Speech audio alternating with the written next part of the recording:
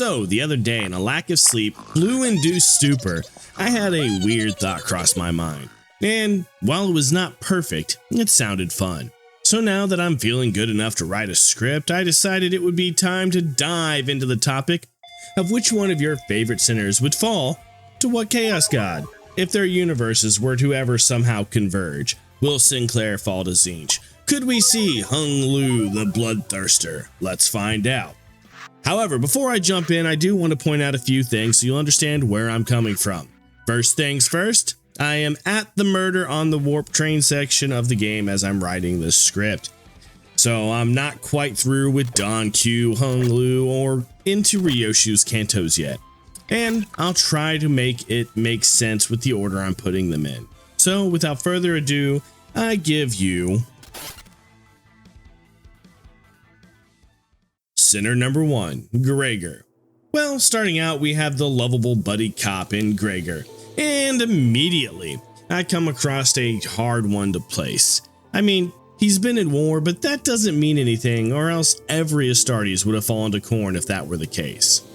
He has regrets and wishes for change, but doesn't really have much of a change during his canto or even after, with his main regret and source of what he wants to change being his arm. Though, does that mean he falls to Tzeentch? He is an excessive smoker and probably likes his drink. Does that mean that Slaanesh, the god of excess, gets to claim his soul? But heading back to the cigarettes, he is poisoning himself all the time. And while it's a bit twisted, he values life, but has a great understanding of death. So then he has to fall under the loving folds of Grandfather Nurgle, right? Honestly, and I know some of you will look at this as a cop-out, but seriously, I think that Gregor is probably our best example of Chaos Undivided that we get in all of the sinners. He has just enough vice that each and every one of the Chaos Gods could easily try to make a grab at him, and due to his soldier's mind, he could feasibly see each gift offered to him as something useful on the battlefield. You know, I love it when you guys give me your undivided attention, and in order to do that, I need you to excessively smash the subscribe button and go to war with the like button. Well, someone we won't find on their way to war would be Rodion. Rodion? Raja.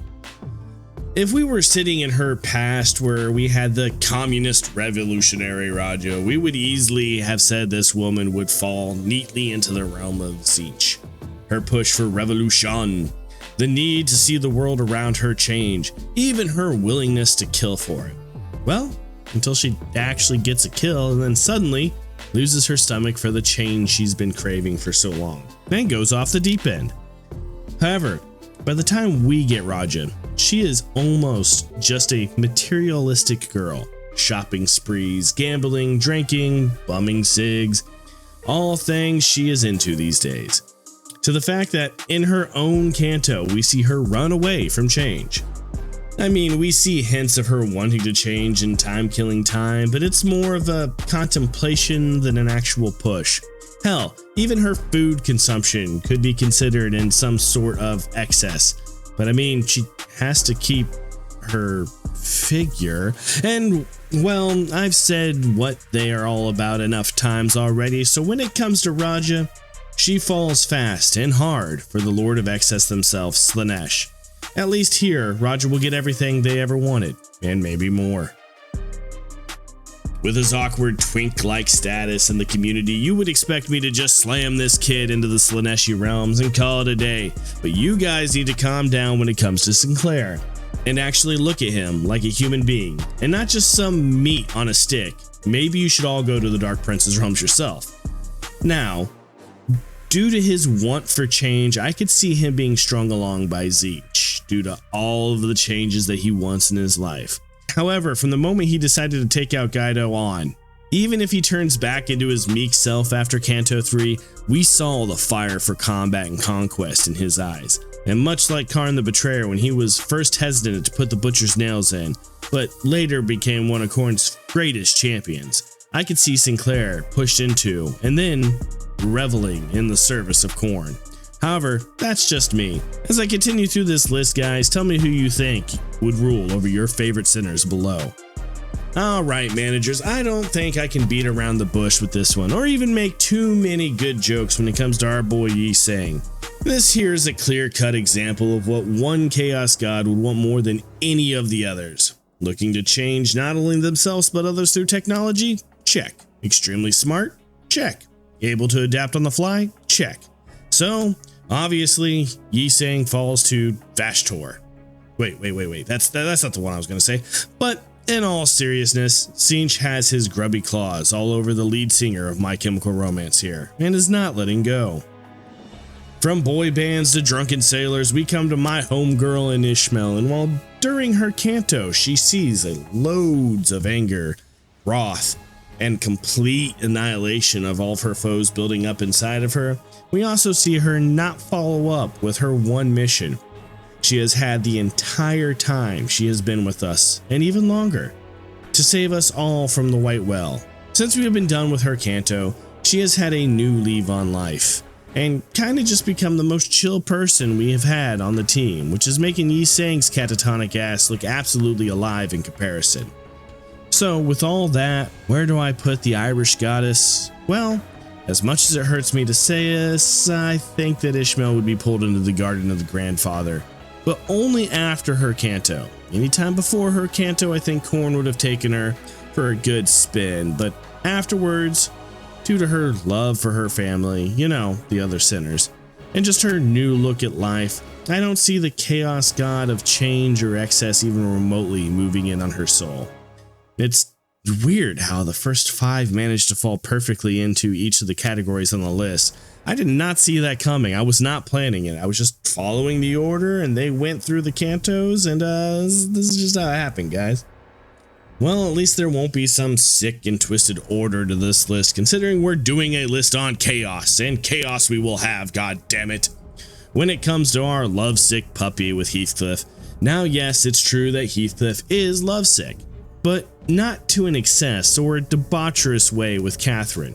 So, much like Nurgle has with his lovely Adari goddess, he keeps in his realm. Not going to go into more detail on that. Heathcliff loves Cathy.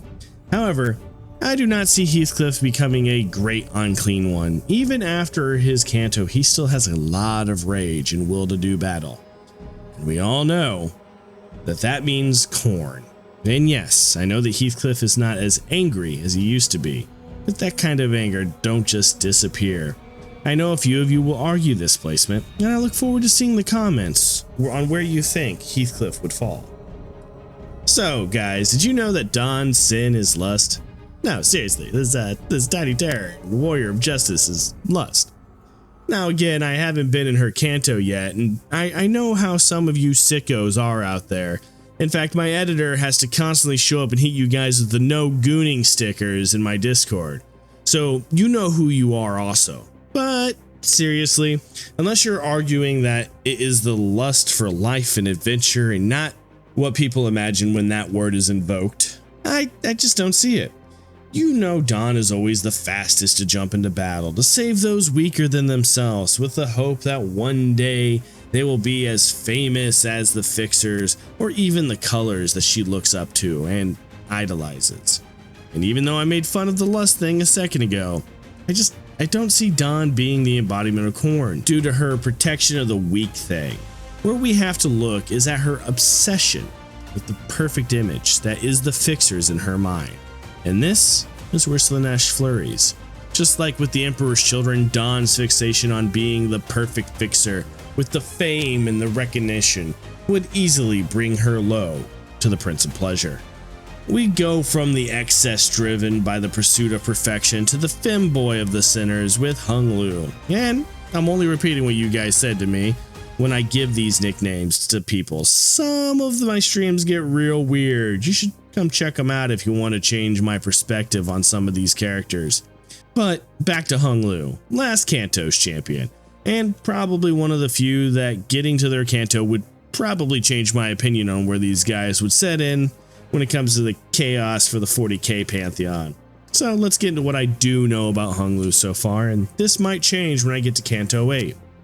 So Hung Lu to me is an aloof but very astute observer to the world around him. He don't seem to be too worried about combat. He seems to be stagnant when it comes to what he is about.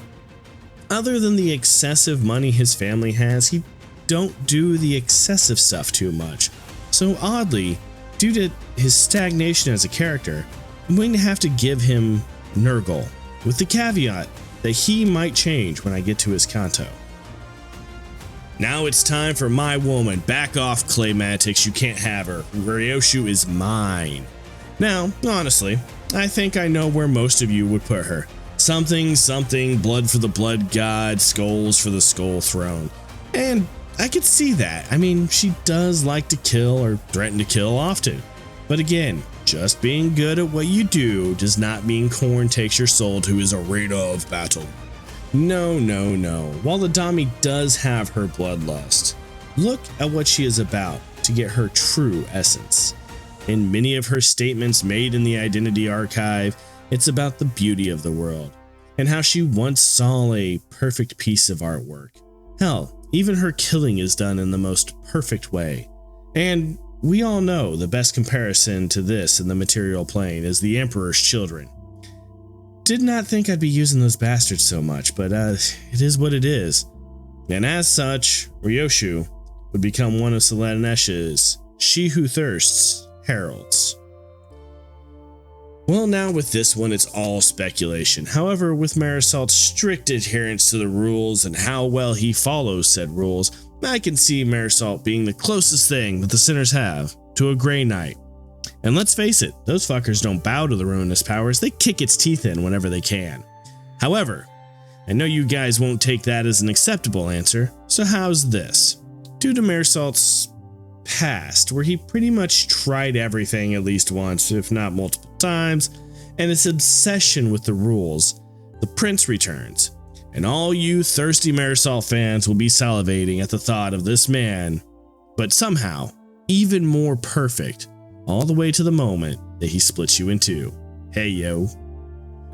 Managers, when I say Outis, what do you think? If you said battle-hardened warrior from the time of mythic heroes like Achilles, someone who overtook so many challenges just to end up on a bus with the rest of us lazy layabouts, well, you wouldn't be wrong, but I don't think I'm willing to use this for what the Chaos Gods would be willing to take them for. Why, you might be asking? Why doesn't she fall under Khorne? And all I have to say to you is, do you know who Skarbrand is? Yeah, well, I didn't either, but Skarbrand was the most powerful bloodthirster of Khorne, and tried to strike him from behind and take out his master and take his place, to which Khorne, who hates betrayal and deceit, simply turned around and proceeded to lay a smackdown on Skarbrand so hard that his ass flew through time and space, leaving a trail of destruction behind him. And when he stopped, he forgot who he was. And this is why I don't think Outis is a good fit for Khorne, but a much better fit for Tzeentch, because she is willing to plan and connive behind Dante's back, while being a bit of a sniveling twat while making all forward appearances. The last of the fighting force of Limbus Company, but not last in our hearts, is the living antenna of the group, Faust. The one that many people love or love to hate, has brought us a lot of great moments while talking about herself in the third person. Honestly, another hard one here, even though she doesn't seem to grow too much throughout the game, but I wouldn't call her stagnant. And while she goes into battle, she doesn't revel in it like a Khornite would. And I don't see her being corrupted by horny chaos gods either. The only place I could see Faust would be in the employ of Tzeentch, who values information and change more than anything. And while change don't happen much in Faust's time with the company, she literally has an antenna built into her head, giving her information when needed. And how do you not see Tzeentch tapping into this to change our Faust to his? Well guys, we come to the final actual sinner here with Dante. And while I see them as a player stand-in, I ask you, which Chaos God would you see yourself falling to? We will make it your personal headcanon that Dante is that, making this video unique to everyone who watches it. And managers, that's all the sinners. What do you think? Did I get some right? Did I get some wrong? Let me know what you think below. Also, if this video does well enough and you guys are interested, let me know if you would like me to go through each one of the sinners' IDs in their own standalone video and tell you exactly which one of the Chaos Gods each one of those guys would fall to. While you're here on the channel, maybe come check out a live stream or two. I stream from 4 to 6 p.m. Central Time, except for on Monday and Friday when we move to 5 to 7. Also, think about joining our Discord. We have an art competition going on over there right now. Well, with all that being said, remember guys, like always, be good to each other. See you in the next video. Peace.